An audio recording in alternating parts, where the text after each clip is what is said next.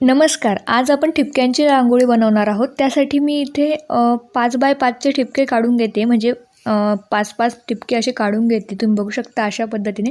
आणि ठिपक्यांची रांगोळी म्हणलं की लगेच बनली जाते. खूप फास्ट बनली जाते. जास्त टाईम लागत नाही. सकाळी गडबडीच्या काळात लवकर बनली जाते ही ठिपक्यांची रांगोळी.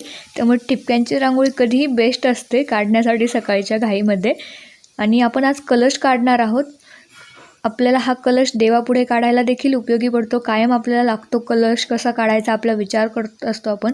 तर तुम्ही बघू शकता व्हिडिओमध्ये कसे डॉट कुठे जॉईंट करायची अशा पद्धतीने. तुम्ही बघू शकता अशा पद्धतीने सर्व डॉट जॉईन करत जायचे आपल्याला. आणि आपला कलश खूप इझिली बनला जातो.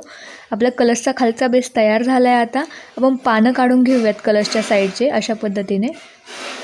आणि कलश खूप लवकर बनला जातो हा. आपल्याला जास्त घाईमध्ये असो आपण तेव्हा देखील लवकर बनला जातो. तुम्ही बघू शकता मस्त वरती नारळ काढून घ्यायचं आणि अशा पद्धतीने हे डॉट जॉईन करून द्यायचे.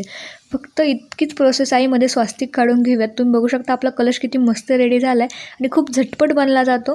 आपल्याला देवापुढे काढायला कायमच कलशची रांगोळी बेस्ट असते. त्यामुळे तुम्ही ही रांगोळी नक्की काढू शकता देवासमोर. आणि खूप झटपट बनली जाते. जास्त टाईम लागत नाही. आणि तुम्ही यामध्ये कलर देखील भरू शकता. कलरने आणखी मस्त वाटेल. आणि इथे पानाची डिझाईन माझी थोडीशी चुकली होती. ती मी करेक्ट करून घेते. तुम्ही बघू शकता ती. आणि आपला कलश खूप मस्त रेडी झाला आहे आपण आता. आणि स्वास्तिकमध्ये तुम्ही डॉट देऊ शकता. आणि हे बाकीचे राहिलेले डॉट्स आपण असे काढून टाकूयात आणि आपला कलश रेडी आहे.